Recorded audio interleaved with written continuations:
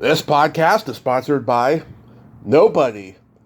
Hey dudes, welcome to Splat from the Past, the only 80s themed horror sci-fi show where things can get totally radical. Now today I will be welcoming a legend amongst legends, and I am talking about Tom Noddy. Yes, the bubble guy himself, Tom Noddy, is coming on the show today. You may remember him. He used to be on The Tonight Show with Johnny Carson. He used to be on different various shows, magic shows that were televised, like the new vaudevillians on Disney back in the day. And he got together with the San Francisco Exploratorium and did a bubble festival in 1983, which had about 15,000 people in attendance, which is freaking astounding, considering the times.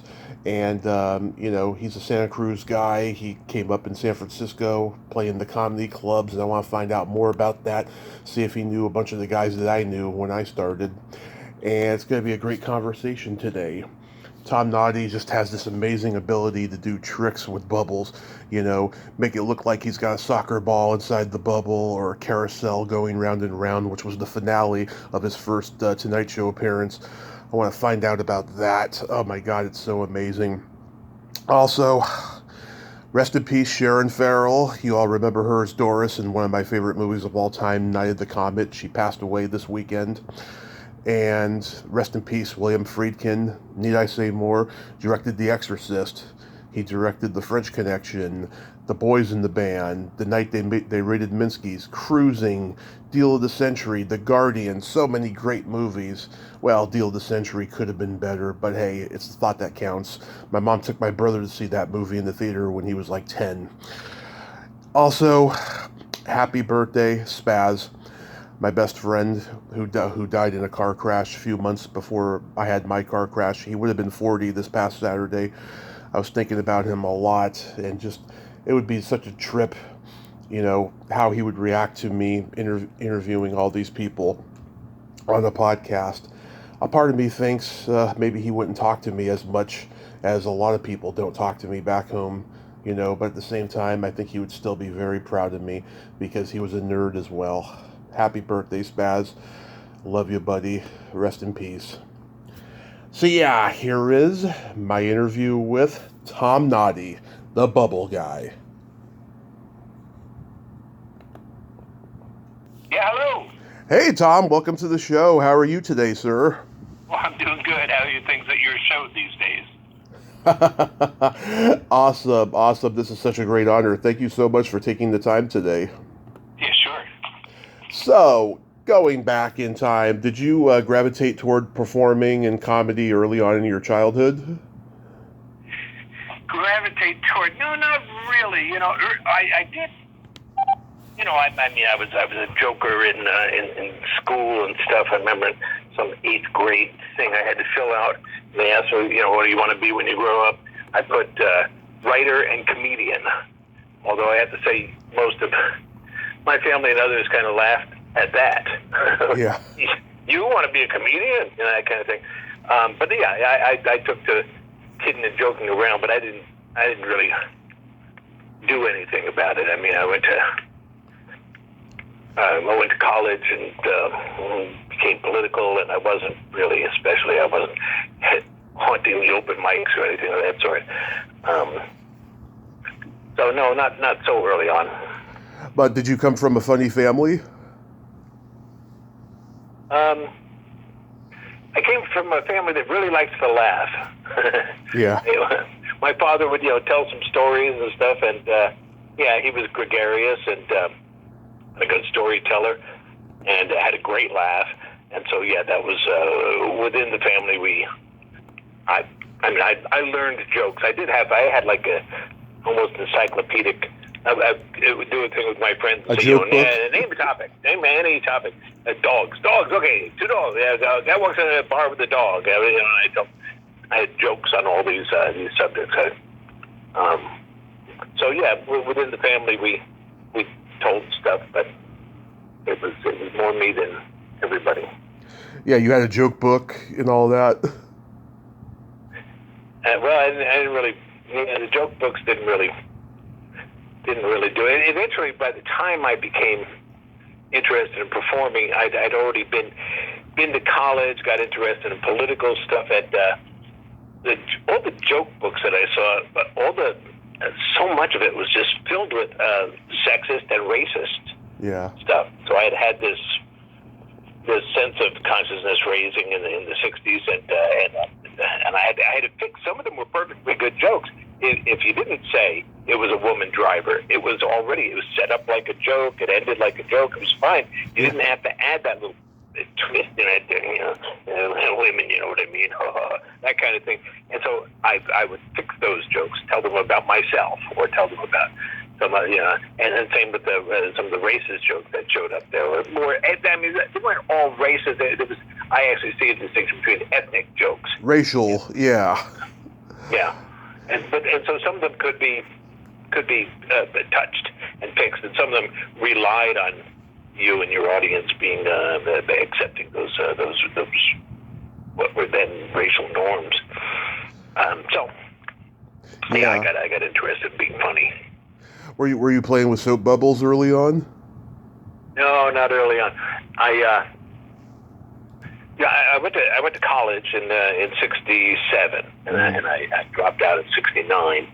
I was in college in Memphis, and Martin Luther King came to town for a march.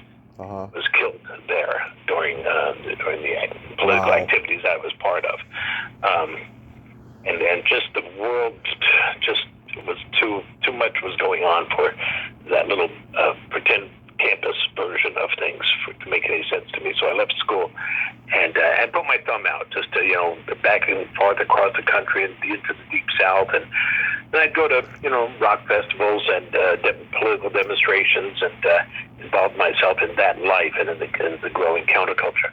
And at some point, I wanted to do the same. I wanted to go to Europe. I wanted to hitchhike around Europe, and I got good at getting myself out of situations that random connections put me in. That's what hitchhiking is. So I wanted to go to Europe. But I didn't have any money. My family didn't have any money.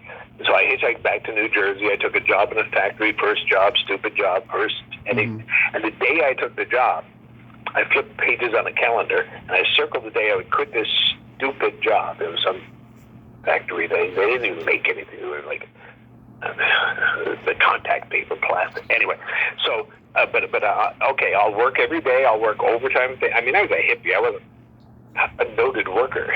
Yeah.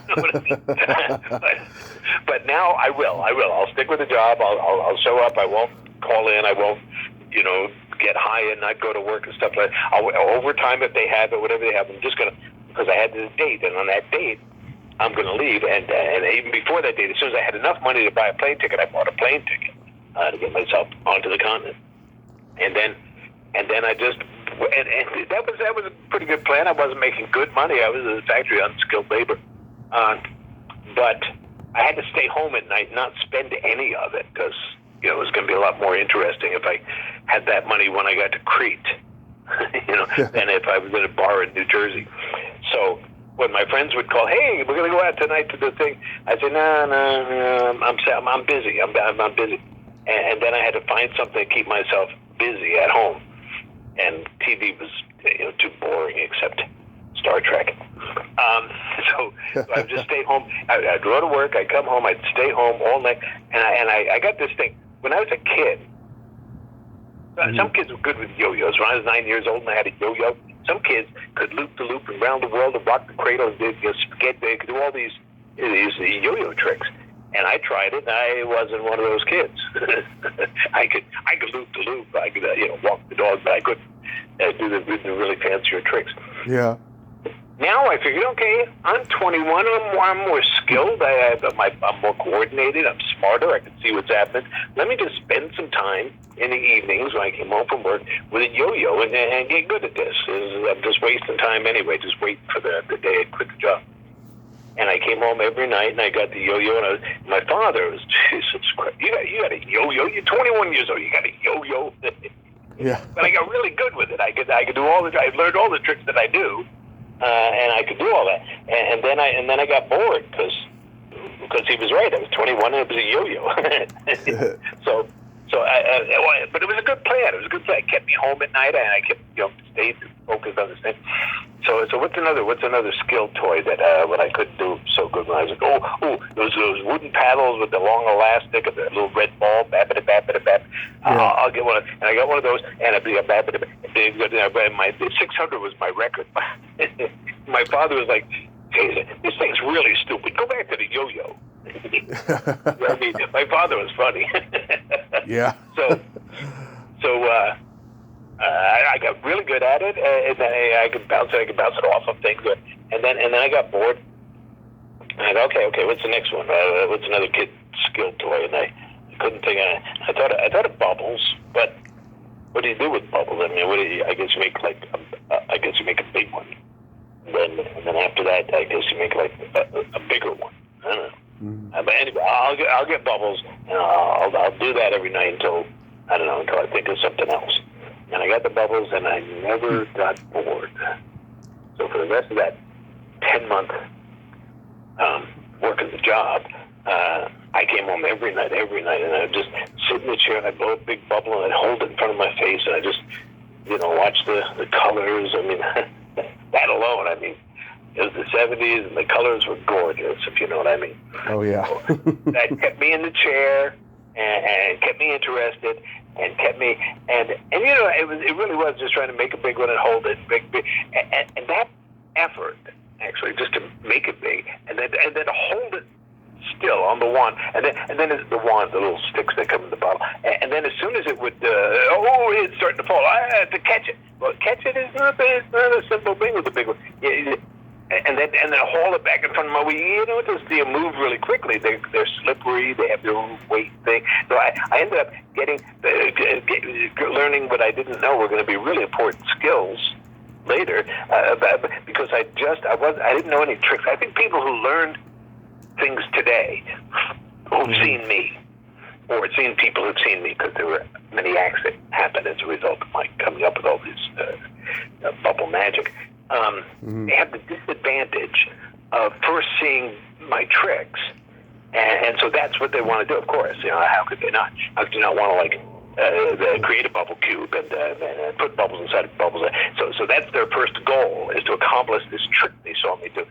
And because I didn't have that as a goal, I ended up spending a lot of time just learning the thing being soap bubbles. They're thinner than wavelengths of light.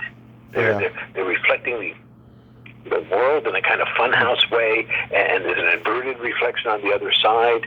The colors on them, it turns out I didn't know this for years. The colors on them are different thicknesses of the soap film. Because they're so thin, and they cause wavelengths of light to interfere with each other, create these. It's not. People say rainbow colors. There are colors on a rainbow, colors on a bubble that are not in the rainbow. Yeah, it's a whole other phenomenon. And I spent so much time just looking and handling and making bigger and holding, and just learned the material. By the time I even thought of tricks to do, I had a facility with them when a bubble, the structure that I'm building today, in some TV show or something, it breaks because oh my God, there's some dust hit. My hands just go down and pick it up, and bring it back to, and I build the next one, and I move on, and people hardly even noticed that there was a little hiccup there, because my hands do it. I'm not because I spent all that time. My hands just, jugglers get the same thing, and people that do real good guitar players, you watch their fingers running down the fretboard, and you think, how can he even remember to go from, that's an A, and he's going to go from there to the G, he's going to run down, he's going to run back up. How can they even, well, they're not remembering anything. Their hands remember how to do that. Yeah. Their head is busy and encountering the audience, or going through the lyrics, or remembering that new thing they decided to do to it. They've got plenty of head. They're not remembering. Their hands, they learned it. Their body was done. And that's what I did first, because I didn't have any tricks I was trying for. So I developed all of these skills. And then there are nonsense skills even today. There's a thing. I was just trying to make a big one, right? So you blow through that little wand, that little hole in the wand, and it would get to a certain size, and a certain shape. And we want to fall off the wand, a certain weight, and so I started getting good at holding it up with my breath while I was blowing it. I'd blow upward to compensate for the growing weight of this heavier bubble with a drop at the bottom. And then I take a breath, because I want to make a big one. So I take a breath, and as soon as I stop blowing in, it's going to start falling. So I got to come back and fast, but not hard. Fast, but not hard. It's this weird inane skill. I still have, it's weird breathing. I can do that. But it took me a long time to figure out, hey, if you get a second wand, Tom, you just hold the damn thing up. So I developed this skill, which I still have this innate skill that's now not that useful. And there were a lot of things like that because, again, I had no teachers, and so I had to go through the stupid end of things before I settled on what's actually better. Yeah. Well, I should warn you, and when you ask me stuff like this, I can talk. But if you want to interrupt me at some point or guide this conversation elsewhere, otherwise I'll carry on like I just did with. I love the information you're giving me. This is awesome. So was it at first like a hobby, and then it just developed into, I can make some money off of this thing? Were you like doing street busking or anything? Yeah, I was doing streets, but it really wasn't making any money. I had, by that time, so I told you before I went home, took this job in the factory, set a date for quitting for the trip to Europe, I had been hitchhiking around the States. And among the things that happened was I was out in California, and I went to Berkeley campus. I hung around on Berkeley campus. It was very active, the free speech movement. Yeah. It was very active there. People up on soapboxes carrying on. And preachers carrying on, and people were gathering crowds just for their, listen to me, I know what's really happening, and then the Maoists were disagreeing and hollering and heckling from the crowd against the Marxist-Leninists and the others, and the Jesus people were preaching, and the Hindu and the Reverend Moon later on came, and they were all gathering crowds. But there were also some street performers, and one of them was doing this puppet show. And Tommy Roberts, an old guy, a little wrinkled up face and stuff. Yeah. He just set up and he did this puppet show, and it's actually kind of charming old man doing these little for college students, But actually, there was a little bit of irrelevance to it, and then the little lion pup, and then you realize only kind of almost in the aftermath that wait, that whole skit he just did, that was about military training on campus, ROTC on campus. And when he kicked over the wind-up doll at the end of it, that was he was doing all his political commentary and his own poetry and stuff. And I went, wow.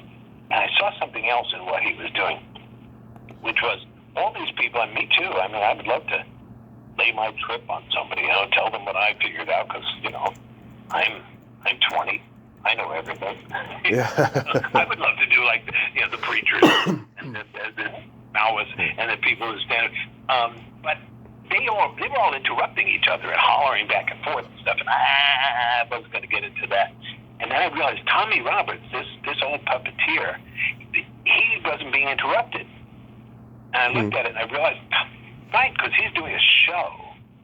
He could do his beginning, middle, end where the punchline is. He could get his whole statement out because his is structured like a show. He's also putting his opinion out like everybody else would. But his is a show, and people they react differently to it. I mean, you could create a show that calls for a reaction, but you could also just do your. And so it just poured out of me, and my notebook started filling up with my writing. I would always do some kind of writing. It came out as puppet plays all the time, and so. By the time I took that job in the factory in New Jersey, set the date for quitting to go to Europe, and started playing with bubbles at home, I had puppet plays, and I had a friend of mine in Brooklyn, Lori, and she was selling puppets. She gave me some hand puppets, and I would go to the village and go to Central Park and go to on weekends. Only on weekends, right? I'd work all week and overtime if I had it. But on the weekends, I'd hitchhike up to the George Washington Bridge, walk across the bridge, and then get into the subway system and go around town with some puppets I had. And now I had the bubbles, and I had a bubble trick. And actually, it really helped because I was terrible at gathering a crowd. And if you're going to do a show where you want them to see the beginning, the middle, and the end, you got to get a crowd first. And I was terrible. I'd stand in Central Park in New York and I'd say, hello, excuse me. Hello, does anybody want to see? I have I had these puppets on my hand. People don't come to that. You got to be, hello, ladies and gentlemen, stop what you're doing and look at me. You got to be that kind of personality, and I wasn't. But when I put the cigarette smoke into a bubble, and then I bounced the bubble from arm to arm, I found out which materials will bounce and which materials will break bubbles. And I would just bounce it around. I wouldn't even look at passersby. I would just do that for a while. It was like hacky sack or something. I was just bouncing this. What is that thing? It's a white thing. They didn't, the ones that didn't see me blow the bubble initially really didn't know what they were looking at. And then when it broke in the smoke, there was, and they were calling each other, hey, come here, watch this guy, watch when the big things come in. And 8, 9, 12 people were gathered. And then I had what I call a volcano. So I blow a small smoke bubble, bounce it around for a while, and then I catch it on the wand. And if you touch the bubble on the side, the whole bubble breaks. Well, it looks like it's spontaneous, but actually in super slow motion, you would see it breaks where you touch it, and then the network that is the molecular network that is a soap bubble, it breaks down. That is to say, the break spreads around the whole thing. It happens so fast it looks like suddenly everything's gone, but it doesn't. It spreads around. So if you only broke the part of the film that is inside the hole of the wand, there's the part that you blew through initially. Now it's closed. But if you break that with a little dry finger, suddenly that's open, and all the air inside the bubble will empty out. The surface tension is pushing it. And if it's a smoke bubble, it pushes a column of smoke out the top that looks just like a volcanic eruption. And so I had a little joke about volcano, and I did that. And there was something that happened with that I saw as a performer. I mean, I was terrible. I was too shy about passersby. Hello, excuse me, does anybody? I was getting nowhere. But as soon as I saw them as an audience, and I saw that they all made one sound together, and the sound that people make when I do the volcano bubble is this odd. It's kind of a laugh because it's being, but it's also kind of a ooh, and it's a mixed this funny little jerky little sound, and collectively 12 people now made that noise, and as soon as collectively 12 people made a noise, that's an audience. Just something in my head changed my attitude. I wasn't shy. And as soon as they were there as an audience, standing, watching me, I'd say, hey, now, folks, for Tom Noddy's Traveling Puppets, political, social, and spiritual satire with puppets, here's my hippie puppet with a backpack on his back. And I'd go right into my puppet play. And my whole puppet show, I only had 2 bubble tricks. I could bounce them and I could make a volcano. But now they had gathered a crowd for me, and it became my puppet show. And so for years, that's what it was. Little by little, more bubble tricks came into the show. Eventually, they took over the show completely, but that mostly happened once I was indoors, because there's not that much you can reliably do outside. A little bit of wind, and bubbles move so easily in the wind. Just these complex structures that I do on stage, I can't do that. I can't even catch them and hold them and put the second and third and fifth and 12th bubble together, much less into the proper place. So I needed it to be calm. I needed to be indoors. But for the next 13 years, I was a street performer only. Wow. I go into bars and cafes and laundromats and people's houses and the backseat of the car. They picked me up when I was hitchhiking. And so I developed my performance somewhat like there, but mostly it was the street shows with puppets that I lived off of, if you call that living. I mean, I wasn't good at the passing part either, so I was literally living off of coins, Yeah. Did you go to the Holy City Zoo? Oh, yeah, I do. You're right. I came out to San Francisco in 75. Okay, so I went to Europe. I hitchhiked around Europe for a bunch of years. I did shows in England on the streets. And then when I came back, it was a successful thing, this take a job, set a date for quitting. So I did it again in New Jersey. I took another factory job. I set another date for quitting, this time with the goal of getting myself to California with a car, with my puppets, and with a puppet stage, and see if I could go out to California and make show business happen. And I did, as you suggested. When I got to San Francisco, I tried the comedy clubs. I played a whole bunch of open mic nights at the comedy clubs, including the Zoo. I was a semi-regular at the open mic parts. Yeah, I did stand up in San Francisco for 10 years, and all the old guys from the Holy City Zoo was left over there. You know, I'd see like Jeremy Kramer and Doug Ferrari and Larry Bubbles Brown and Al Cleathan and guys like that. But was like Robin Williams around? Did you see him? No, he was. I think I got out there in 75. I got there and performed a lot in 76. He would have been there. Yeah, he would have been there around that time. They were just, he was just making it bigger than I was, and Whoopi Goldberg and some of the other people that started in the San Francisco scene were making it down to L.A., where the Comedy Store and things were really starting to click like that, and San Francisco was now becoming sort of the minor leagues of that major thing that was happening down in L.A. And oh yeah, pipelining comedians into that world. And I was getting nowhere. So I was still playing the open mics, and they'd all like to have me at the open mics, and my show was getting a lot better. Mm-hmm. I was better at handling the pace of it. But at some point, I had to ask one of the guys, the guy at the other cafe, so what is it? Every time I come to the open mic, it always works now. I don't have bad nights anymore. Yeah. I've really got this thing clicking. You guys see that? How come nobody's hiring me? None of you are offering me a Thursday night where they paid a little bit of money. And he said, yeah, Tom, I mean, we all talk, he talks to the other clubs as well. He said, everybody likes you. You're a nice guy, but you're not really comedy. And first of all, he's wrong. It is comedy, but I know exactly what he meant. I wasn't doing that pace and that kind of business, sort of a thing. It's almost like a boxing match, left, now jab. There's a certain number. I mean, sometimes the guys that run those places, they can be in the back room, and they know how well the comic on stage is doing. They don't have to come out and hear the jokes. They can hear the pace of how many laughs, and they're little laugh, bigger laugh, big, oh, now the club. He's really got the thing click. You can go by the rhythm of it. And I wasn't anything like that. I had bubble tricks that whose purpose included comedy. I had some jokes that went with it, but a lot of it was this wonder and long silences. They're just watching some big bubble with bubbles flying around inside of it. Oh my God, they're holding their breath. It's like awesome, and this silence and absolute. And then I would, as soon as it broke, I know that's quite a space, all those people, so I've got a punchline to puncture that awe that I've created, but I'm doing something else with the joke, with the funny parts, than is normal in this club, and I'm doing the puppet stuff as well. And so they were.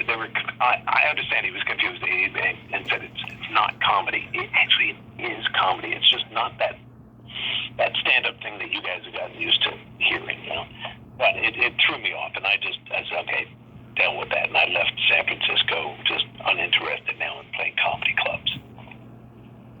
Yeah, I mean, it was just a magical time, I mean, back then there was plenty of room for error. You could, make a mistake and your career wouldn't be ruined, and there was no internet and stuff. It was just a magical time, back then. That's what you were doing. You were doing stand-up then. Yeah. I mean, by the time I came into the play, the internet came, and like everyone was like filming you and putting your stuff on YouTube and everything, which is still going on. But I'm curious, what made you change your name from Tom McAllister to Tom Noddy? Well, when I was in college, so I was in college from '67 to '69. I read The Hobbit. Uh-huh. I read the rest of the trilogy after, but I read The Hobbit. And there was something in his writing that I really liked, and his ability to bring us into this world he created. And when you do that, there's an awful lot of when they make the movie, you have to tell people what it is. Okay, and now there's a land, and there are these orc things, and there are these other kinds of things. The wizards, and they came from some, and there's a lot of explaining. But in his writing, he got that stuff in without making it feel like he had to stop and explain to it. I really liked how he used his writing. And at some point, okay, this hobbit, this critter with furry feet and little guy, and his friends, the dwarves, have been captured by the spiders, who are quite big spiders, and they're all webbed up. They got them all hanging there, all of them. And this hobbit is trying to decide. He's got a plan. He's found a ring that makes him invisible. So now he wants the spiders. He wants to make them angry and get them to chase him. So he goes and he starts calling them names and yelling stuff at them and throwing rocks at them to get them angry enough that they would all chase him. And then he'll run for a while, and then he'll slip on the ring, go invisible, circle back, and help his friends escape. That's his plan.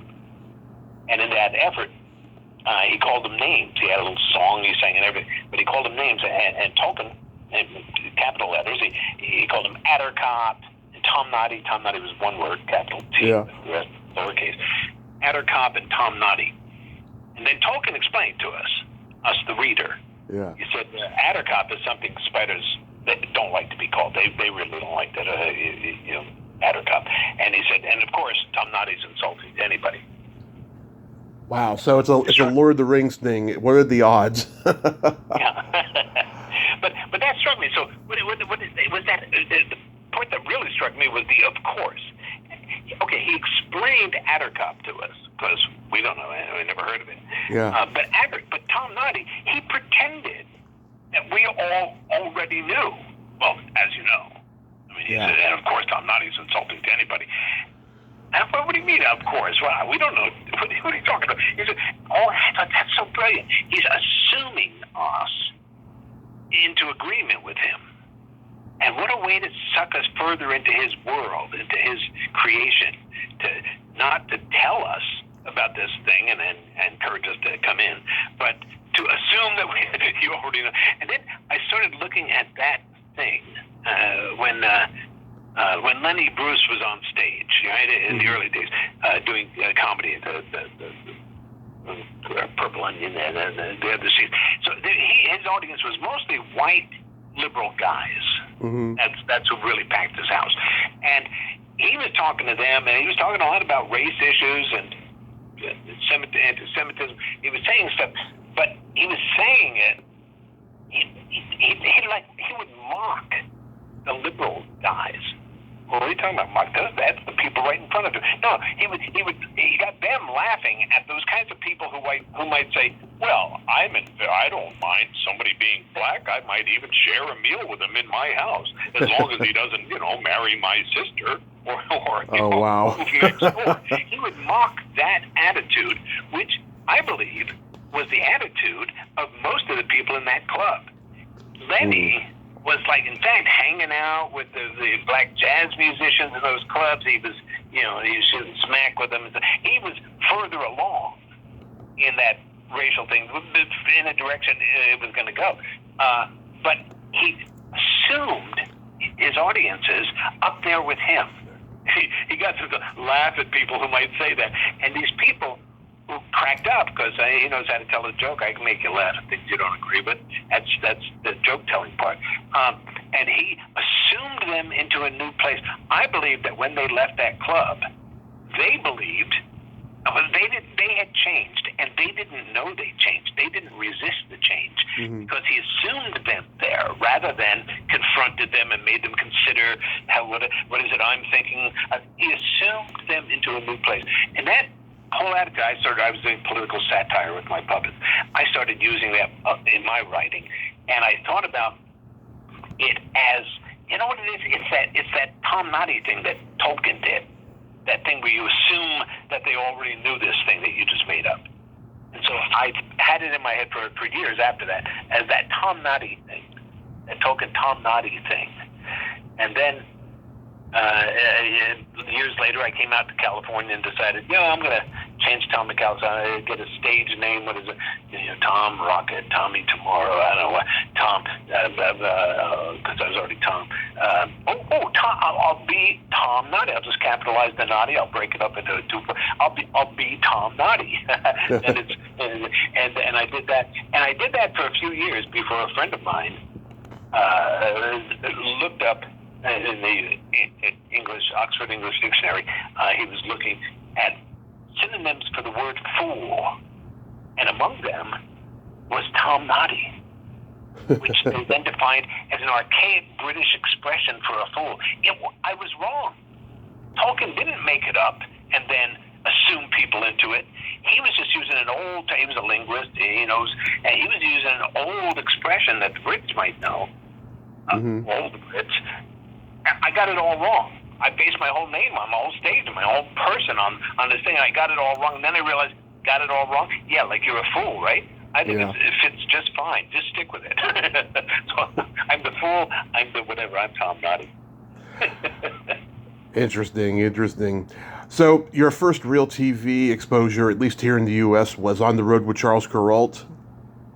Oh, yeah, you saw that one. Wow. I saw it on YouTube. He was mesmerized by what you did, Yeah. Yeah, he was. He was quite a guy. He told me these amazing stories and stuff, because, we were shooting this thing. It was just him and his camera guy, and who was thrilled, by the way, that we're going to make. We set up a black backdrop, a real theatrical thing.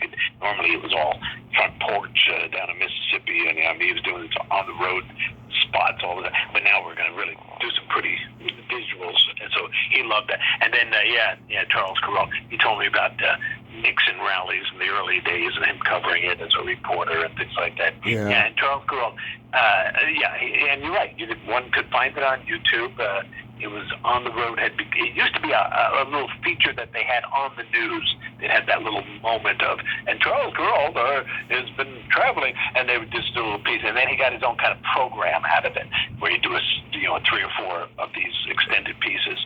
And this one, he came to the Exploratorium in San Francisco, the Science Center, and I was performing there, and he did a piece about Tom Noddy. He really loves bubbles. Everywhere Tom Noddy walks, there are bubbles, and he would wax poetic about it, and I would, be funny, and they would get these beautiful shots of the bubbles. You're right. That was. I had done some little TV spots, some little afternoon show in San Francisco called, cleverly, The Afternoon Show. So I had a few things that were out there, but I didn't love TV. I used to put together variety shows of street performers. Yeah. I called it New Vaudeville, and my posters always said it was entertainment for a post-television generation. I had an image of a broken TV with the vines and plants growing through it, like it had happened years before.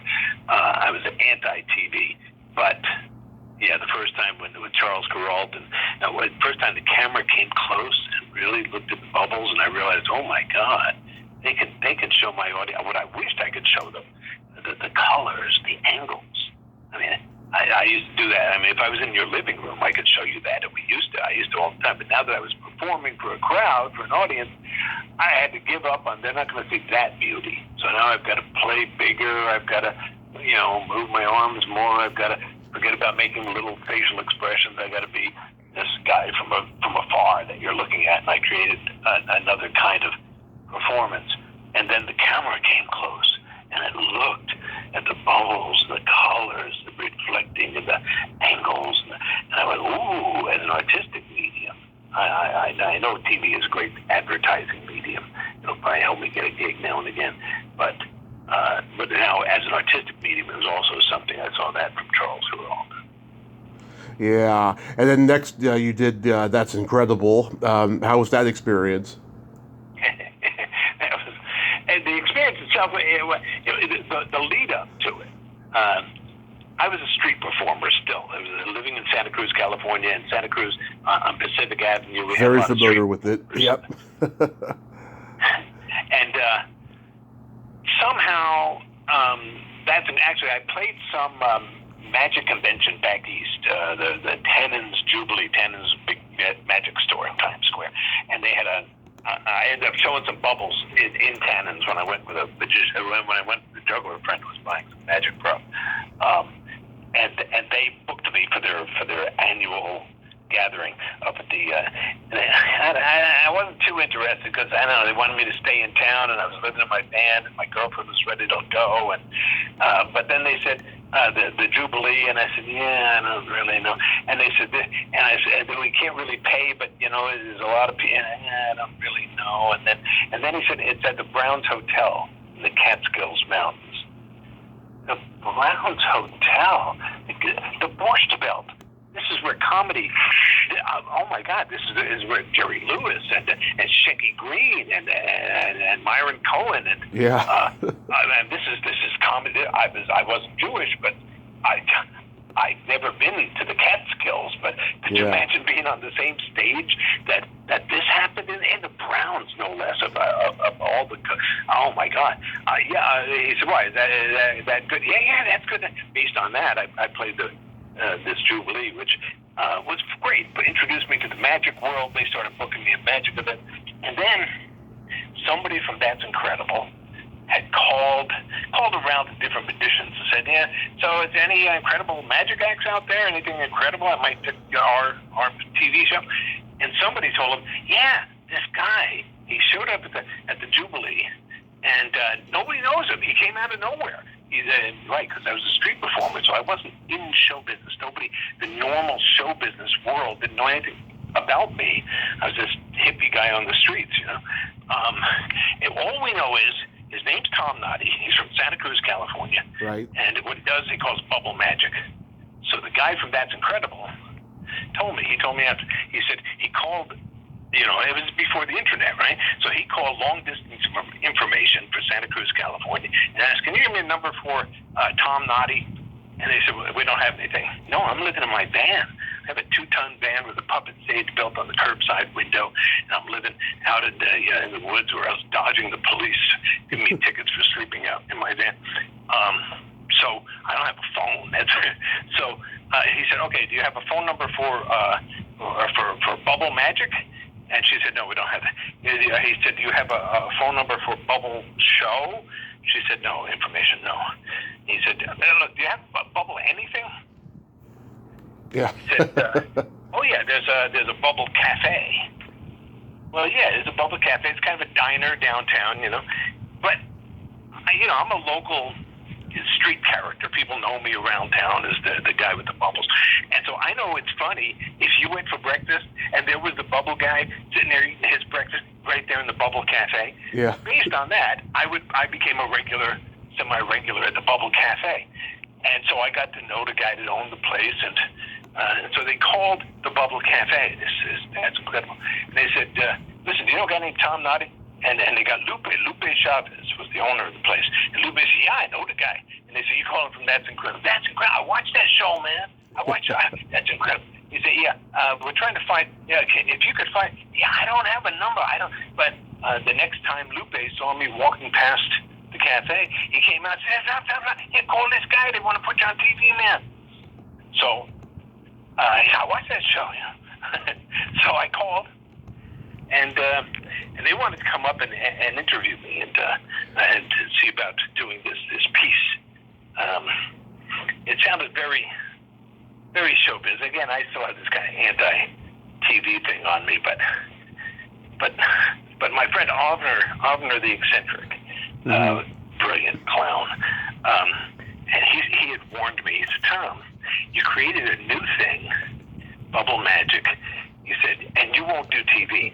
But somebody is going to copy your thing, and he's going to go on TV. Yeah. And he's going to be the Bubble Man, and you're going to be doing his act for the rest of your life." Mm-hmm.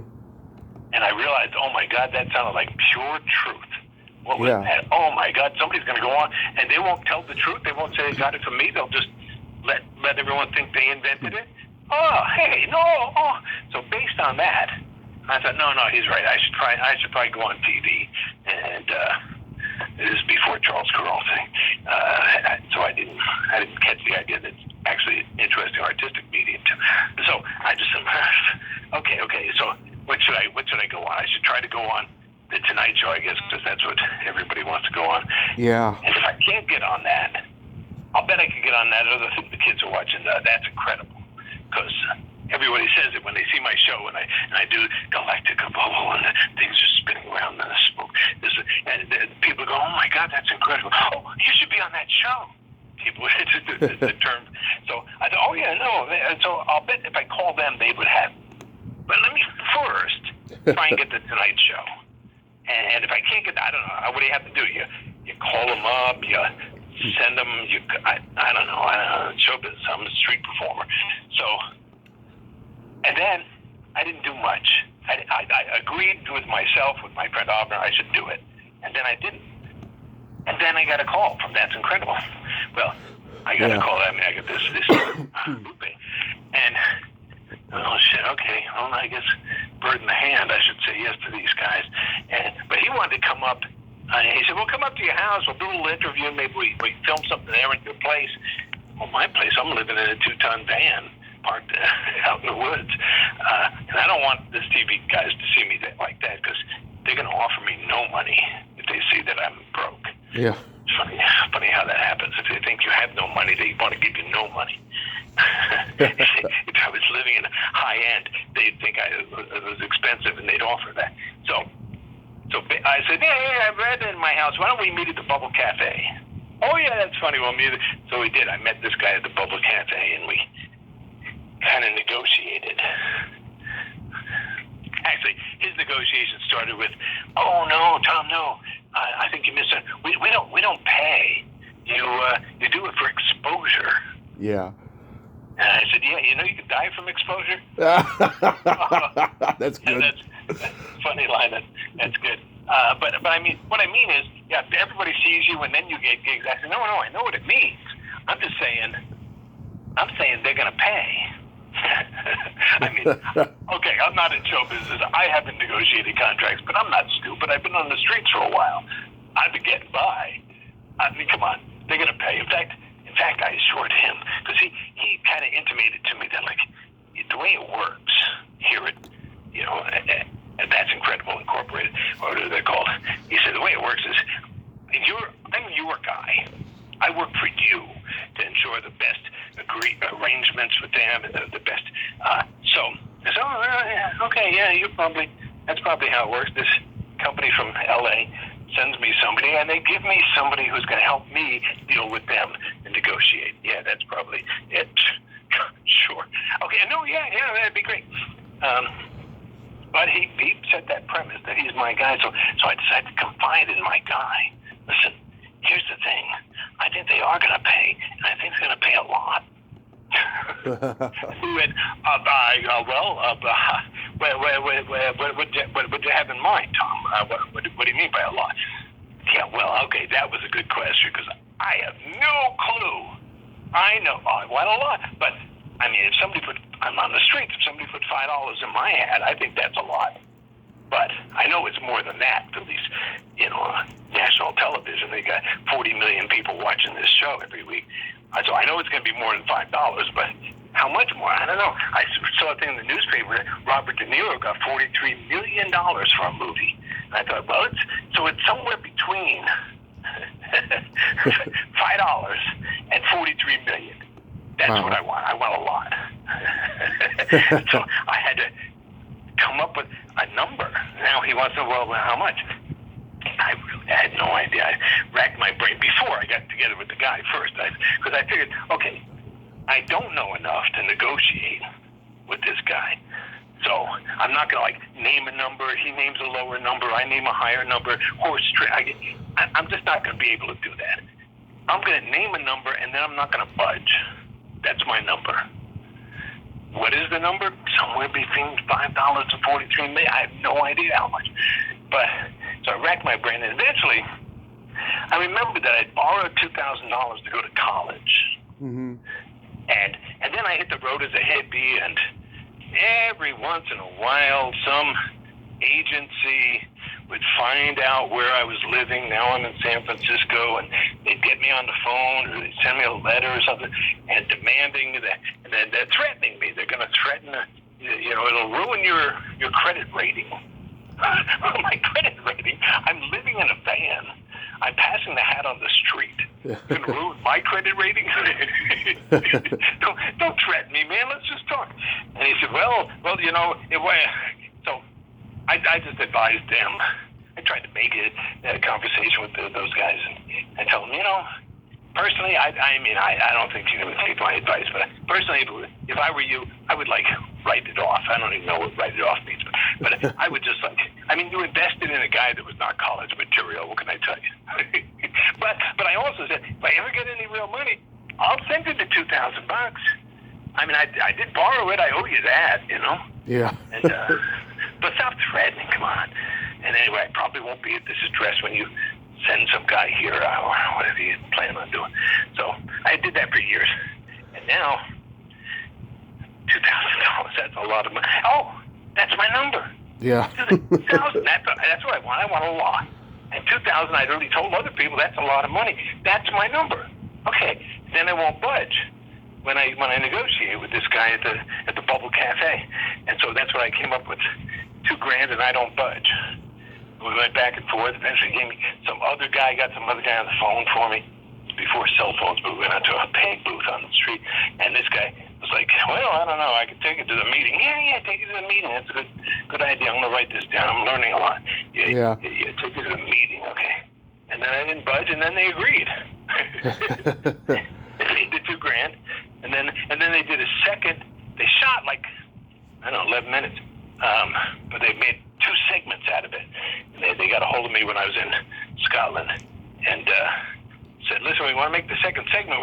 Got it all set. All we need is your permission." And I said, "Sure, because you guys would pay me the same money again, right?" And they said, "Yeah, well, if that's what's necessary to get your permission." I said, "Sure it is. Yeah, send it to my mom." Yeah. So now I'm in show business. Okay, cool. For blowing bubbles. Back then, you did the Tonight Show one time, your life changed the next day. I mean, I'm sure that's what happened with you. That is exactly what happened with me. Yeah. I won't say the next day, but the phone, happily, I had just moved into a room in a house, and I had a friend who owned a kid's toy store, and I gave the Tonight Show her number, her phone number. So suddenly, closest thing I had to an agent, and that's why most of the calls were there, agents and managers and people who wanted to manage my agents, but sometimes they were just gigs. And I told them to I said no to all the agents. I needed an agent if I was trying to get on the Tonight Show. That's what you need an agent for. But I was on the Tonight Show. Now that part is done. Now everybody's calling me, and I don't have to give a percentage to some guy. So I just, said yeses and nos to potential gigs that happened. And that kind of built through it. I went out on the streets for later that week because people, I saw that guy on TV. Hey, Tom, show them the one that spins with the thing in the side of. Actually, yeah, it's too windy. I can't show that on the streets. Oh. Suddenly I was on the streets, I was bumming. People always loved what I did. A little bit of puppet stuff, or they hung around and the wind stopped, I'd show them a bubble trick. And now I'm on the streets bumming people out. But you're right. These calls started coming in. Now they want me on Japanese TV, and now they want me on TV in Germany, and now they want me on TV in England. Now they want me on TV. And it was mostly TV shows at first, but then theaters and these people wanted to put me into Vegas, and then I realized, I can use my name. I always used to try and get my friends, the Flying Karamazov brothers or Avner, to be headliners in shows that I would organize because that kind of publicity could help fill a hall. Now I was, I'll put Tom Noddy from the Tonight Show. So I started using me to fill up halls of these variety shows I was doing, with multiple street performers and stuff. Yeah. You're really changed with the Tonight Show. That was everything. Your finale in the first one, the carousel, was just beyond amazing. It's my favorite of all the ones you did. You know, it boggles the mind of how it was done. It was like fireworks in the sky. You know. That's great. Yeah, and then the second time you were on, I was a week old. I was born on June 6, 1983, and you were on June 15th, 1983. Was the second time just as good as the first? Not really. The because the second time, I had the first time it was really easy for me. Especially, they told me the first time that I was going to do 6 minutes, and I said, yeah, I'm really bad at that. I've been told times before it. I just can't. Time it isn't right for me when I'm on stage. They said that's no problem. We're going to have a guy right next to the camera, and he's going to hold up 3 fingers when you have 3 minutes left, 2 fingers when you have 2 minutes left, 1 finger when you have 1. I said, that's perfect. Then I can just go into my normal act that I do on the bars and the streets or whatever. And when I see the 2 minutes, I know I've got to move toward the cube and then the carousel. That's I can cover 2 minutes between that and talking. But I'll just I'll just be alive. I'll just kind of go, and I don't always have a plan. So the next one, I guess I'll do. I'll show you the one. I just fool around until I get that 2 minute signal, and then I just kept going. And then I had a joke, and then and then the joke. Still no signal. I've still got plenty of time. So I'll do the whole love bubble thing. It takes a while. I'll do the intentional mistake that's got the joke in it, and just sort of doing all these bits and going through. And I'm still waiting for the 2 minute signal, and it's still not there. Okay. I'll do the Wonderland, but it cracks me up when I look at the video right now. There's this one I called the Wonderland. Nowadays I do it as a tornado. I've got it much more focused. But then it was just. I did a big clear bubble. I hung a smoke bubble from the bottom of it, and then waited a second, let it kind of the air calm down from the disturbance when it's being blown, and then I broke the wall between the 2 bubbles. If I put a wet straw in there and touch a wall and suck a little bit, it'll break that wall. So, and that results in the smoke comes into the clear bubble. It's now 1 bubble. But the smoke stays at the bottom. It's got a little bit of weight that just stays down there. But it kind of wavers around, and it's a spacey, interesting thing, for a stoner, maybe. To see smoke mixing with air. It always reminds me, in this part of California, Livermore Pass, the fog, what we call the Thule fog, builds up in the Central Valley. And when it gets high enough, it pours over the pass, which is the low spot in the mountain. Yeah. Then heads toward the seaside of the mountain that's there. And it's just, you see, if you get up high, you're looking at the top of fog in clear air. And the fog is kind of misty. It's a cloud. It's a cloud that's below you. And now it's moving. And it's gorgeous. It's really spacey. And I'm just going to show this. I realize how expensive this TV time is. This is like the Tonight Show with Johnny Carson. Everybody in the world, everybody in the show business is watching this. And then there's this hippie who's like spending time going, hey, bud, hey, man, what's this? What's the pretty thing with the smoke? It looks like me now. But I'm just like waiting for my 2 minute signal, and I'm putting other bubble tricks in I hadn't planned on them, adding more stuff. And eventually I went, okay, I don't know, they still hadn't signaled me, so I did the cube and the carousel, and I got off. And afterwards, they told me Johnny loved it, and Johnny called off the timekeeper. No, don't signal him. Just let him go. I didn't know that. I was just still waiting for my 2 minute, 1 minute signals. So I ended up doing 9 minutes, which nobody got, even in those days.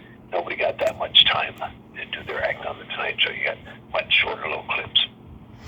Wow. And then it wasn't... Second time, of course, I kind of spent my wad. I had all the jokes that go into, had I stuck to a 6 minute piece, I could have rebuilt an act for the second one that had the primary jokes, but it's sort of everything kind of led one thing to the other in my act.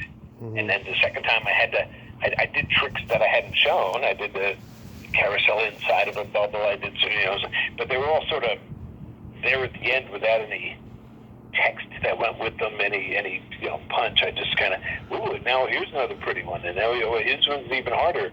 I didn't really have the same punch that first appearance had. Yeah, the third time, it wasn't until like 3 years later, which is mind-boggling, and they put you on the same show as Bob Hope. Bob Hope and Barbara Mandrell and me. Yeah. And the thing that cracked me up is, I still tell people, I got the most money. Yeah. That is to say, respect. Everybody gets a union scale on the Tonight Show and the Letterman Show and all. You get union scale. They have to pay you something, otherwise. Right. But the union says, but it's minimum. It's really a minimum, which I think in those days was $255. But everybody gets to say, well, actually, union minimum is slightly different for what they call specialty acts, which is what I am. I guess on the assumption that you write your own material, I don't know what. But normally, I mean, Bob Hope was there to plug his big Christmas TV show, and Barbara Mandrell, I don't know what she was plugging. She had maybe a record coming out. I don't know what that was, but it wasn't much. It was just slightly more, the union minimum. But I get to say, I got more than Bob Hope and Barbara Mandrell on this show. Wow. Did you get to meet Bob Hope? That wasn't that. Like I said, I came up really loving comedy, and all those road shows, I was a devotee. I mean, I was really looking forward. I'm going to meet Bob Hope. But during the 60s, Bob Hope did all these USO shows. He did all this, really supported the troops and loved those guys, and came out there and organized these shows for the soldiers, and he and his generation, my father and my uncles included, came to hate the hippies. Because they thought we were against the soldiers, or we were against that damn war that they put soldiers in. The soldiers was like my brother. My brother was in. I didn't hate the soldiers, but that's how they drew the line. Just like today, are you for Trump or are you for the other way? Well, if you're not, you are. They think there's only two things. They're actually more complicated than that. But so Bob Hope didn't like long hair. Yeah. And so we were both in the makeup room at the same time. Okay, now I'm going to get a chance, because I hadn't been able to catch his eye in the hallway or anything. I wanted to introduce myself and tell him what a fan I was. And now we're in the makeup room, and he literally avoided my eye the whole time. I'd see him even kind of scanning the room and joking with the girl over there and the other guy, and he's being gregarious, nice guy, it's a funny guy. And then as he was scanning the room, when he got to my part of it, he suddenly now he's the ceiling is interesting, the wall, and now he's scanning the other side, and his eyes came back down. He clearly was avoiding even eye contact. I couldn't raise my hand and say, "Excuse me, Mr. Hope, I would like..." Nothing. He really shut me out completely. And he had heard for a while, because I just loved that guy. But it was and then a couple of weeks later, I saw a thing in the news. Somebody had asked him. He was really old. He was in his 90s. Yeah. Somebody asked him. So he'd done so much for the nation's soldiers and support.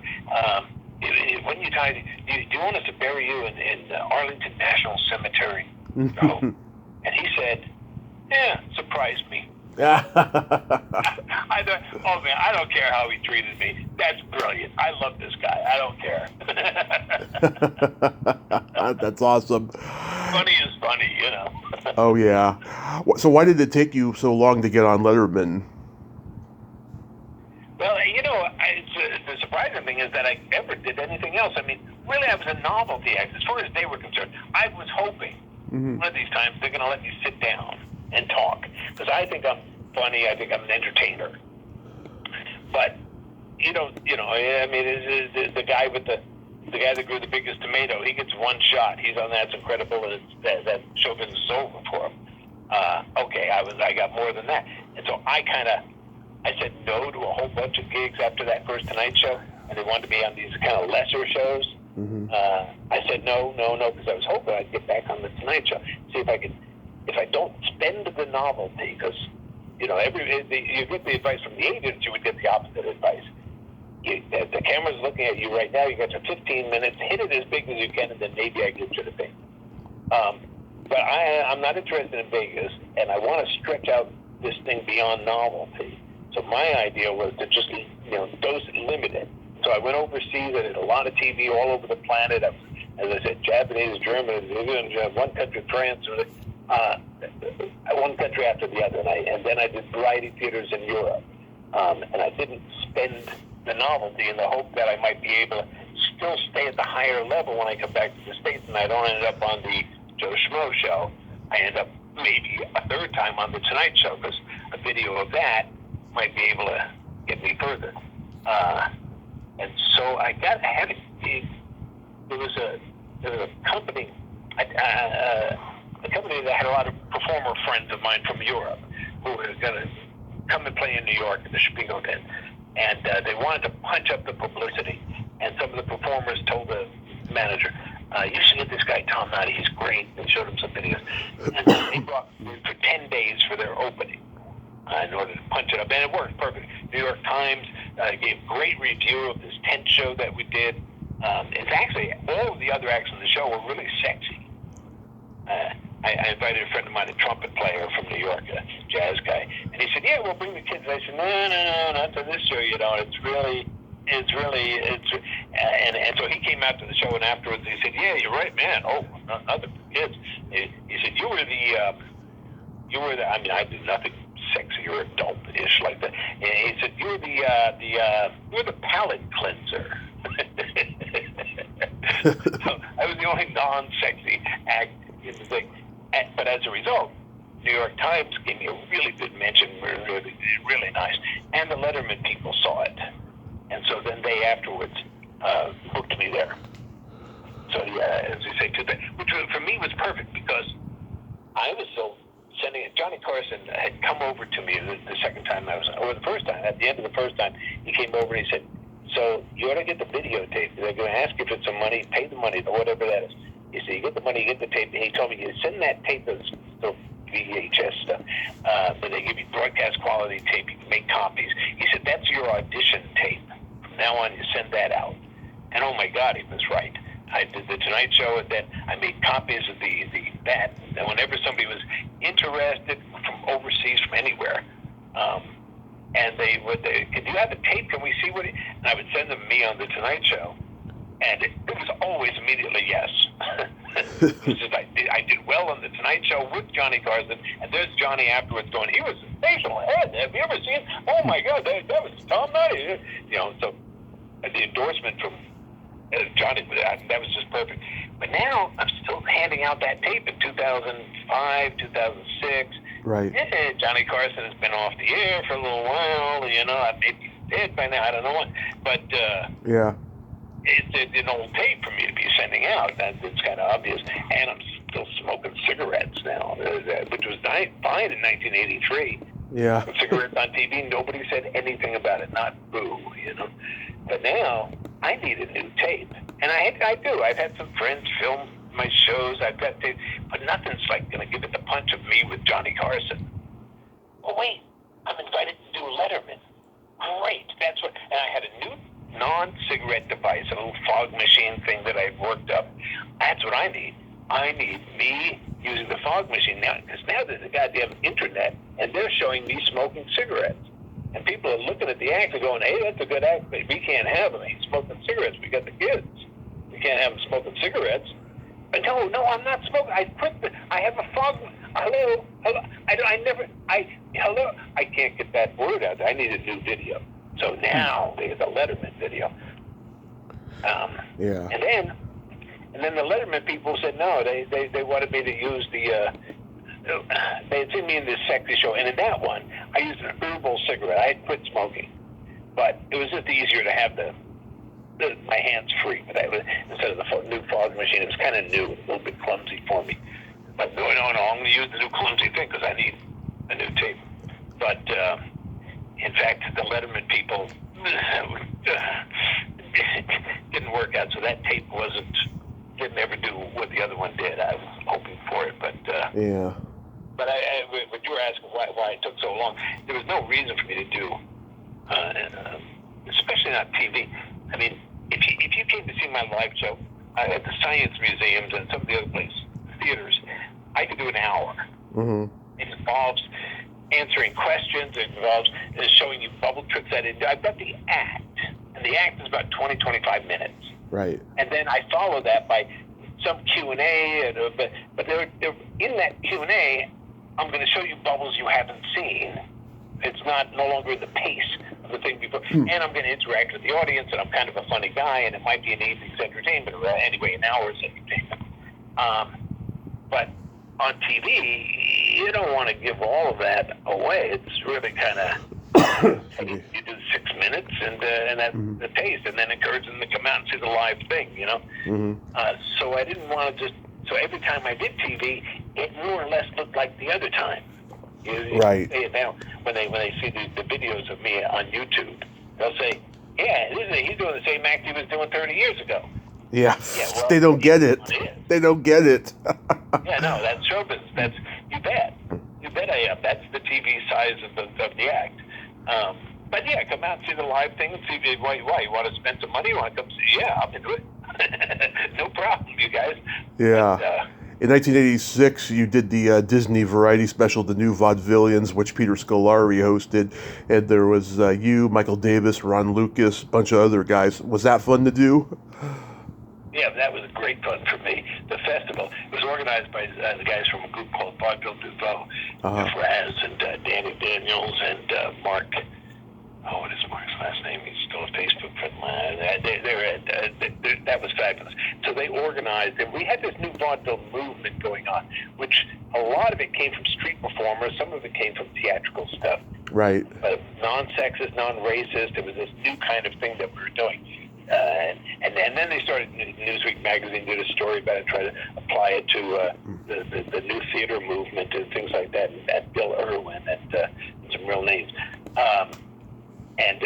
But they did this thing at San Francisco State University, and then they came in and filmed a bunch of stuff, and you're right, Peter Scolari as the host after, who had some juggling skills as well, and appreciated the art, it turns out. We didn't actually see him at the festival. They overdid it after. But yeah, so it was all these theater shows, and they did clips of it. And so for me, it was fabulous. I was like an evangelist for the new vaudeville movement. I was trying to get people to come out to the theater, get away from the TV, come see the new vaudeville thing that we're evolving here. And then these guys came and shot all these pieces. As you say, it ran on Disney. It was actually an independent company, but ran on Disney. Later on, they sold it to some Canadian company. They showed it a few other places overseas, unaffiliated with Disney. But you're right, for a while they had it on Disney, and then they even did a part 2 and a part 3 of people I'd never seen before. So, but I liked doing that. And they did a freeze frame. They showed one of the things that I've rarely done on television, which is the big bubbles. I was doing. Now you see out of the parks and stuff on street corners, guys doing soap bubbles as big as buses and stuff. That didn't used to exist. But when I started doing it, I tracked down all the soaps and stuff, detergents, figured out how to make. And I was presenting it as the biggest bubble you've ever seen. Then I would say, but I don't know what you've seen, I'd say to the audience. So you got to let me know. If it is the biggest bubble you've ever seen, let me know by saying, ooh. And if it's not, then you say, ah. And then I had a small hoop, maybe a foot and a half across or something, and I'd wave out a biggish bubble. And I did a few oohs early on, because people haven't seen bubbles bigger than basketballs in those days. You know? And then I'd make a bigger one still, and a lot more oohs. And, I'd say I'm still hearing a few ahs out there, and I'd make it bigger and bigger with this hoop. And then finally I said, no, I gotta go for the. I want all oohs. And then I would pick up what they hadn't seen and put down in the same pool that I've been dipping the little one into. I had a hoop the size of a hula hoop with handles on it. And that alone would get oohs. So the hoop itself was ooh, yeah. So they're teasing me. And then I would wave out a big one. And I'd take a few tries for it. And then I'd get all these solid oohs. And then end it by pulling the hoop over me. So this bubble would come from above. And I'd extend my arms down on either side. I'm holding the handles of the hoop. So I'm inside of the bubble, at least from my thighs up. Huh. And then it's coming down. It's gonna hit me on the head. It's coming, and it's gonna break. So I just pause there for a moment so they can really see the picture. The guy is inside the bubble, well, from the thighs up. But it's coming, so I know it's gonna break on me. So just before it does, I would drop it to the floor, so that really for an instant, when it hits the floor, it's going to break. It's going to break anyway. And so for an instant, he really is head to toe inside of a bubble. And at that same instant, I threw my arms up. Oh, it's going to break anyway. And so, and they on that show Disney did, they did a freeze frame to see the guy inside the bubble. Whoa, nobody's ever done that before. I kind of stopped doing the big ones. Truth is, if you get it looks great. You can't blow an ugly bubble. And there are lots of people doing the big bubbles now. And it's a pain in the ass, so you got to carry gallons of liquid, and you make a big soapy mess, and you got to cover the floor. And so I stopped doing the big bubbles, except when I do these hour-long shows that I talk about in science centers or something. Right. And then I'll do a flash of the big ones at the end. But there are a lot of other acts whose act is just big bubbles, and they could do them outdoors. Because if the wind isn't crazy, they can still wave out big bubbles. The kids run and break them, and so the party has a bubble man there, you know. So I only rarely do the big ones, and almost never on TV. But they caught that one on the Disney thing, freeze frame. So I did like that spot. In 1989, you were on the Smothers Brothers Comedy Hour. That must have been fun. That was great. I don't know how many people know. Tommy Smothers, who in the act is always kind of the dumb one, Dickie. Yeah. Who lives here in Santa Cruz, Dickie. Well, I don't think he's here now. I think he's... but Tommy Smothers, in fact, when they're doing this stuff, they cameras would go on, and it's Dickie saying, "No, Tommy, you can't do that." And Tommy said, "Well, I don't know." Tommy would do all this dumb stuff. It was hilarious. I mean, but he would be this dumb character who only made sense in a way. And then suddenly the camera would stop. Okay, cut. Listen, and now it's Tommy going, "Okay, listen, Dickie, I want you to come on 2 steps before that. And Mike, bring that thing and give me the close-up." And he was like in charge. Tommy was like directing. The dumb guy was like the one that was really on top. And then, okay, let's do that again. You dumb guy. Again. That was fun. And Tommy really loved the idea of this new vaudeville thing. Mm-hmm. I mean, he called it out of the show as a result of me bringing it up. And they had just gotten this thing back, and they were adding that as an element. They were going to put acts in the show, which wasn't really a feature of the original CBS show. They had their regulars, doing skits and bits and comedy things. But now they're going to go out there and get acts who, work their act. In America hasn't existed much since vaudeville, but except as the streets or in Vegas, you see acts. But Tommy really liked that stuff, and he was doing Yo-Yo Man was his. Oh yeah, he was a yo-yo guy. Yeah, so I put him. I ended up. We did a bit together where, in the end, I put him inside the big bubble. So he was doing yo-yo tricks. Yo-yo did this, yo-yo did that, and then he threw the yo-yo down in this sleep mode. It just kind of spins at the end of the string straight down, and he'd always tug it back up. But he put it down. It was sleeping. I put the bubble over him, and then he pulled it out of the sleep into a loop-de-loop straight ahead, which breaks the bubble, and that was us ending the bit. So I put the yo-yo man in the bubble, and then he broke the bubble with his yo-yo. It was going to break anyway, but there we go. Yeah. Fine to do. And I was able to tell him, during that time I talked about when I was, actually when I told it earlier to you, I was saying that I came home from the factory and then I was learning how to do bubble tricks, or actually learning how to handle bubbles and do a big one. Yeah. This is night after night. And only Star Trek was TV was so well. The other thing was the Smothers Brothers Comedy Hour, the earlier version of that, because he had references to the counterculture that the straight world didn't understand. He had he just had smart comedy, and he told me about him. I mean, they were in folk music, so they're friends with the mamas and the papas, but they're mostly hanging out with these musicians who are, this all-night party and psychedelics and people, and they had to get up in the morning and do, a week of rehearsals before they did their weekly TV show. Yeah. So they had to balance the two of them. He's telling about the life back then for them. Interesting. In 1983, you got together with the Exploratorium in San Francisco and did the Bubble Festival, and wow, 15,000 people showed up. Did that just boggle your mind?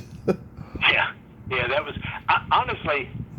I was okay. I would never would have predicted a number, but Yeah.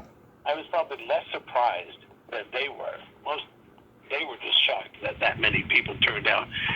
They had the LA Times had done the story. So '83, I had been on the Tonight Show, and then I got all this press, all these calls I was talking about, and among them was the LA Times, and the guy did a story about. I mean, essentially, it was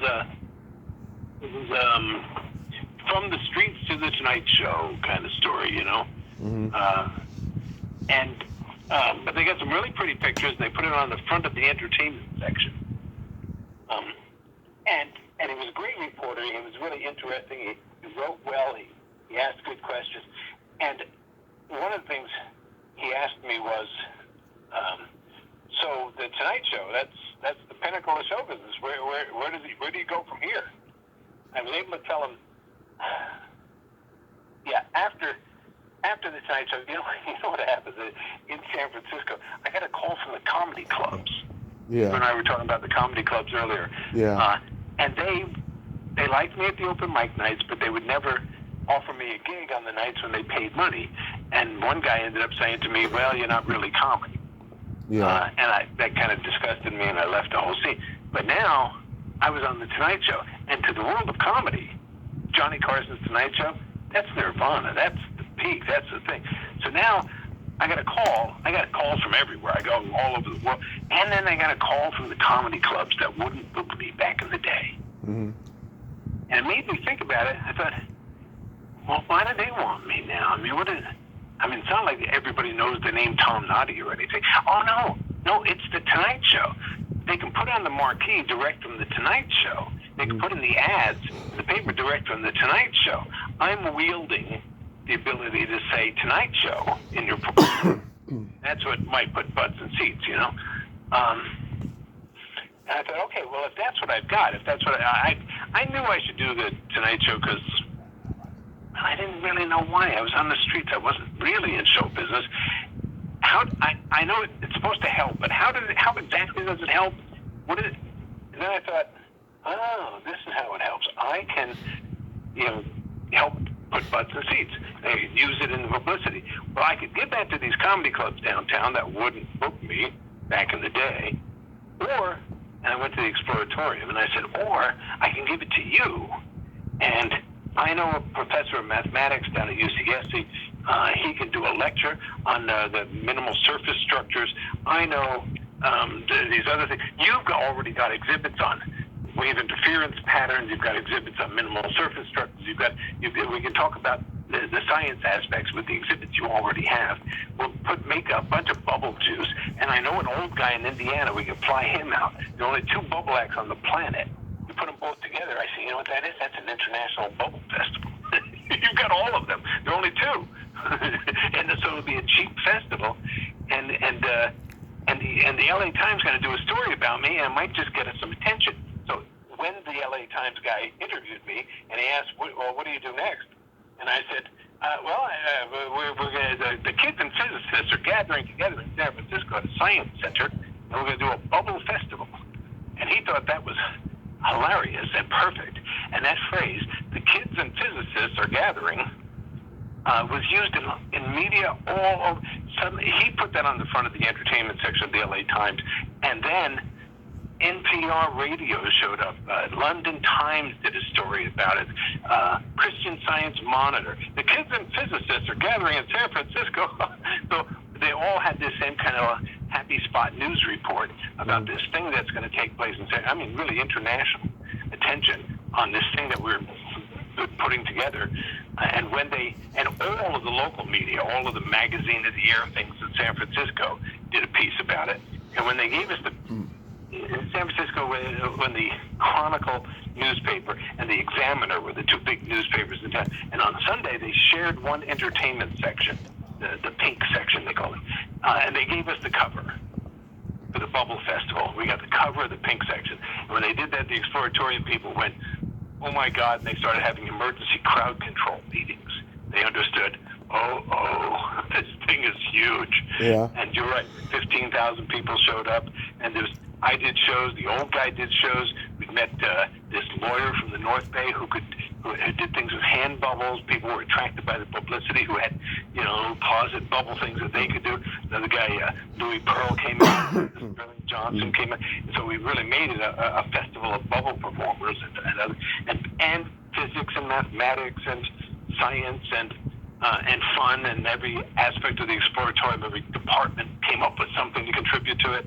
And it was huge, 15,000 people. And then all the science museums in America started calling me up and wanted to know, well, how do we get a bubble festival? Well, the old guy wasn't up for doing it anymore, but it just became a solo thing I was doing for years and years after. I would fly into towns and do a bubble festival, and we'd do a smaller version of it. And then I made my living that way rather than, it was great too, because I'd go to Memphis, and I'd play at the Pink Palace Science Museum, the Bubble Festival, and then in the evening, that was a daytime thing. In the evening, I was free. I was in Memphis. Usually if you travel for gigs, you don't get to see the nightlife in Memphis and Nashville, wherever you're going, because you're working.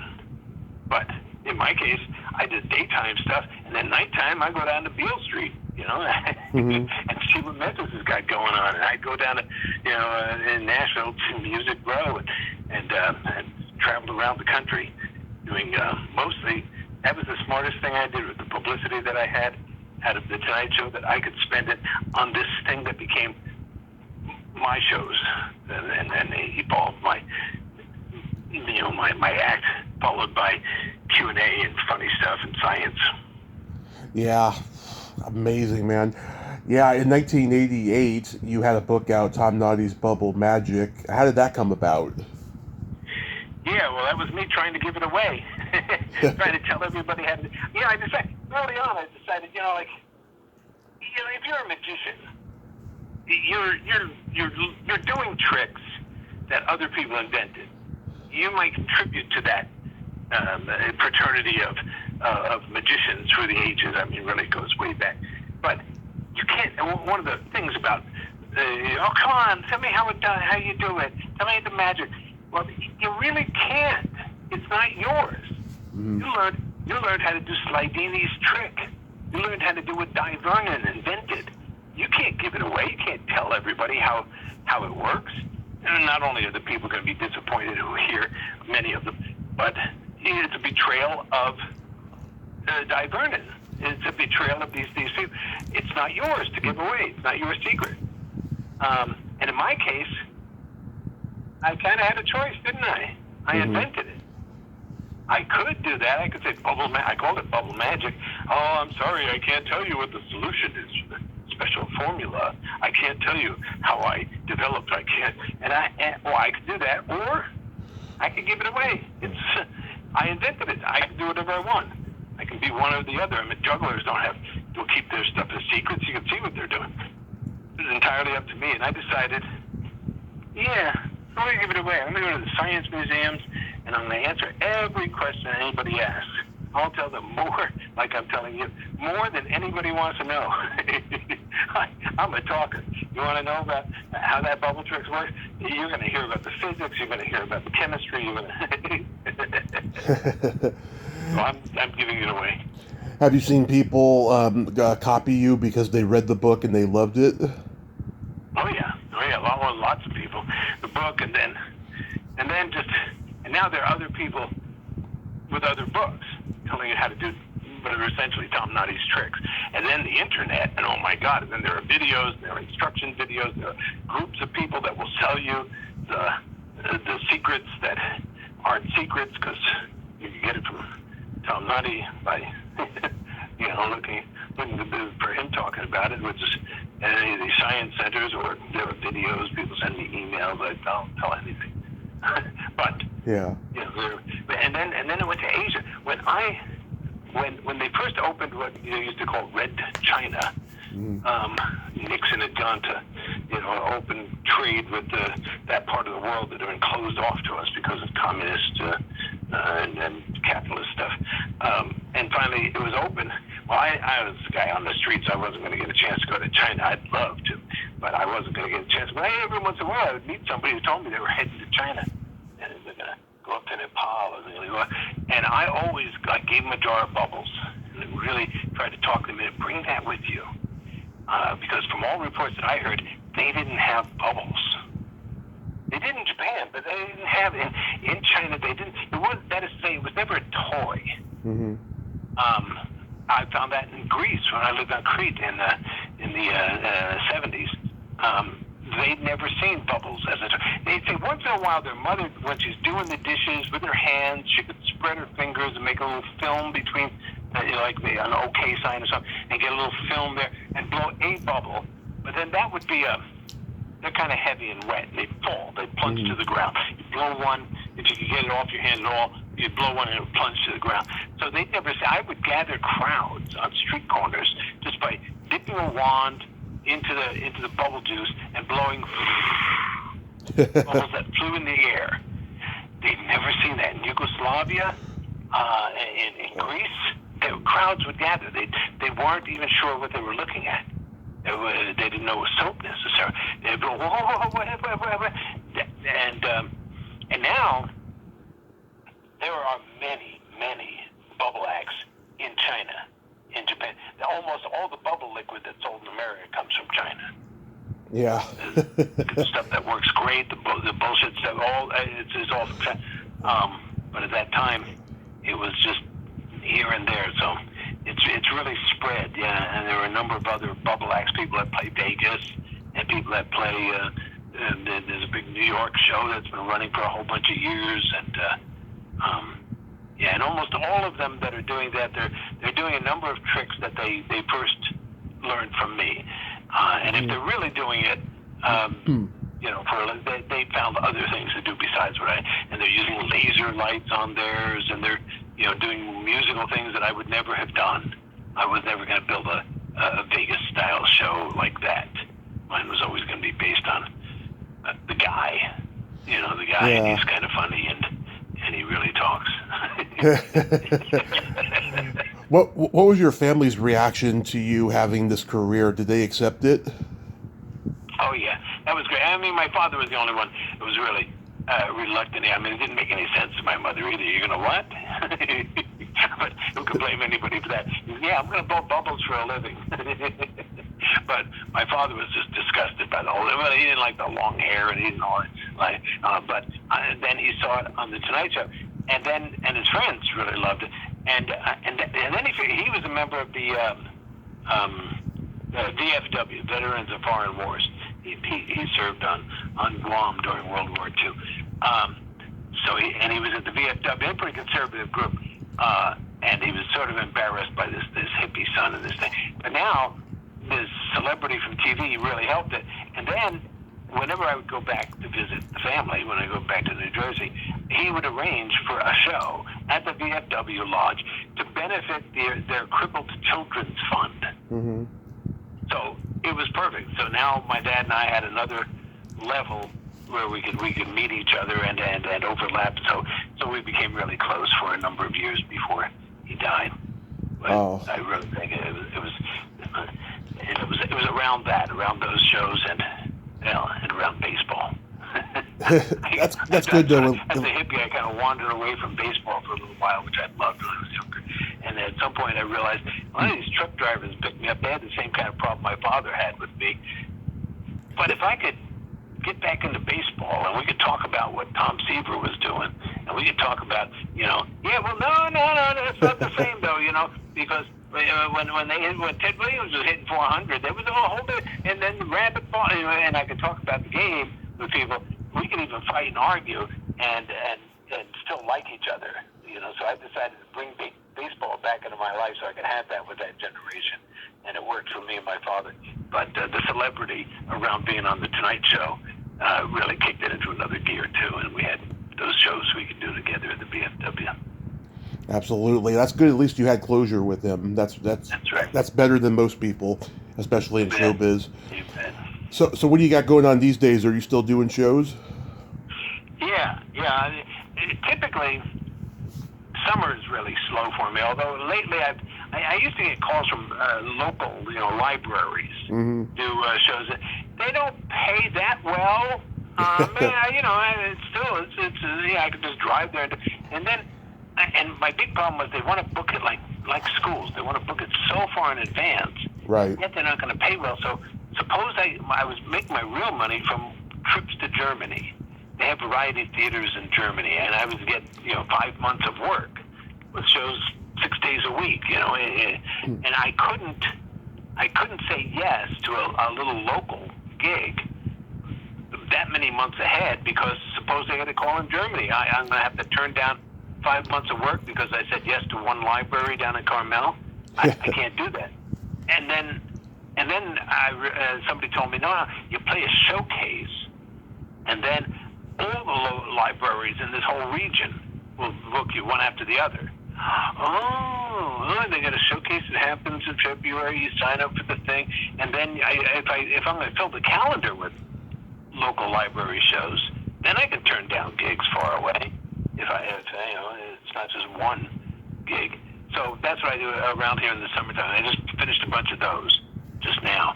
But typically, the real thing comes from Germany, these variety theaters.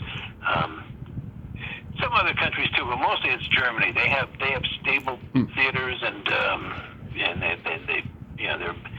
We were organizing this new vaudeville thing, but we were very careful. We were kind of counterculture. We were very counterculture. We were careful to keep the businessmen out of it.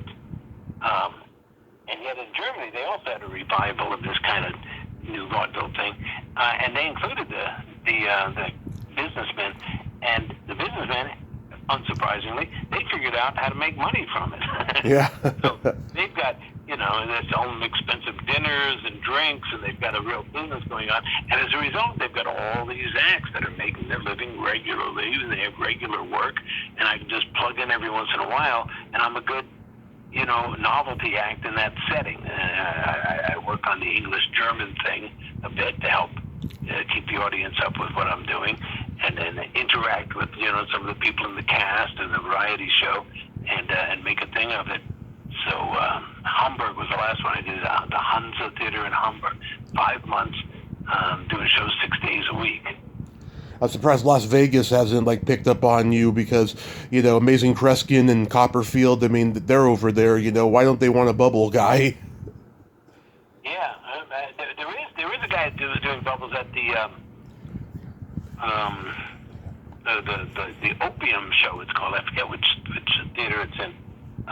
But Dennis Locke. He was an acrobat. Did a show with me. The same one I said the Letterman people saw me in. He was an acrobat in that show, the English gent.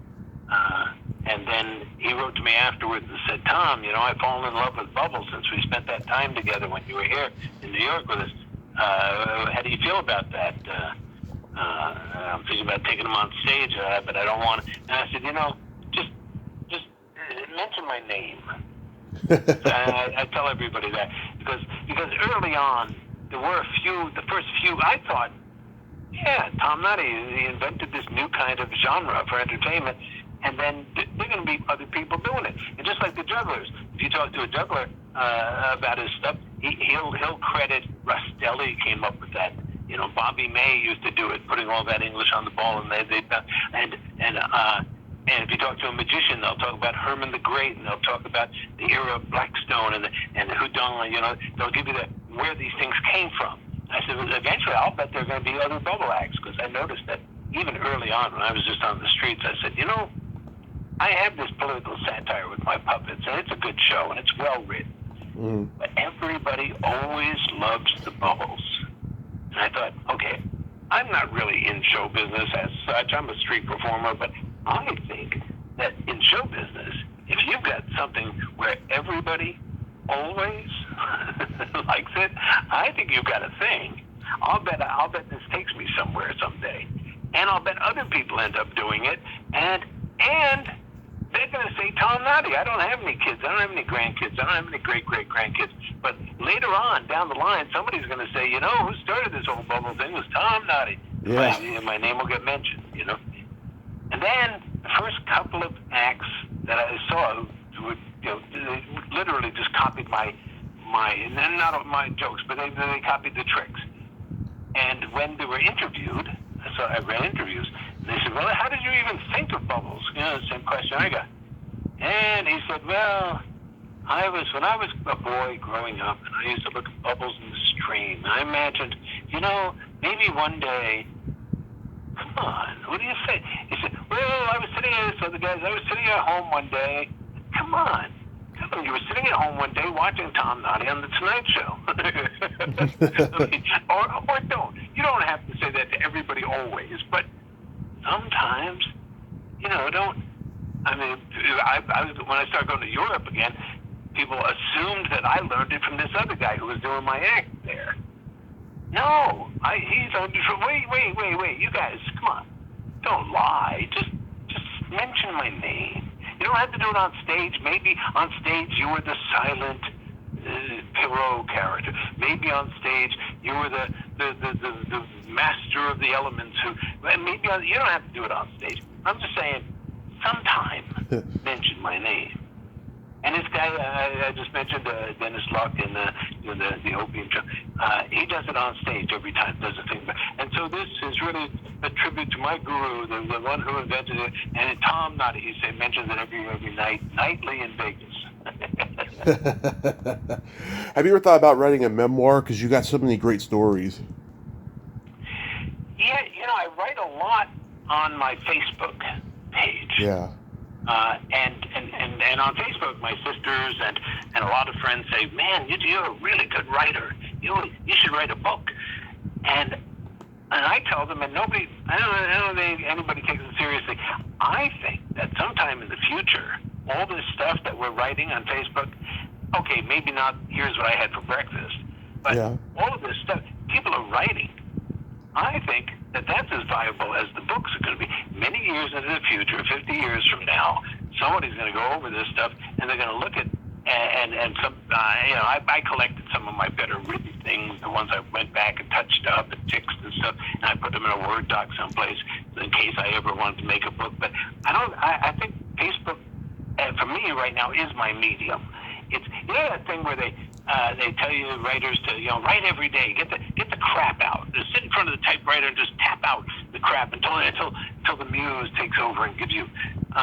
It's kind of like that. And so I go out on Facebook every day and I write some stuff. And while I'm there, once in a while, I got one of these stories like I'm telling you, and it just comes out and it comes out pretty. Ooh, that was good phrasing. Maybe I'll go back and I touch it and I treat it like it's a piece of writing. And then post it to the, I don't know, nearly 5,000 Facebook friends that I have. Friends, I don't know about that. But yeah, so I write, but I think I found my medium. I don't think I need to be concerned with putting all that into a book. I think this will work too. Yeah. Well, Tom, you are a national treasure, and I thank you so much for coming on. I hope you have a great rest of your summer and continue making those bubbles and just be safe out there. Bless your heart. Well, I appreciate your interest in this, and thanks for doing it. Absolutely, sir. You have yourself a great day, and once again, be safe. You too. Thank you. Bye-bye. Well, there you have it. Tom Noddy. Ain't he a cool dude? Just the nicest guy and doing something unique that no one else has done, and I hope he continues to do so because he's the guy, the bubble guy.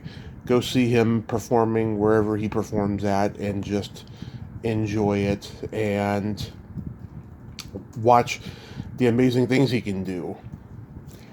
Well, until next time, this is Tommy Throwback Kovac saying there's no shame in living in the past because the present sucks. Later, dudes.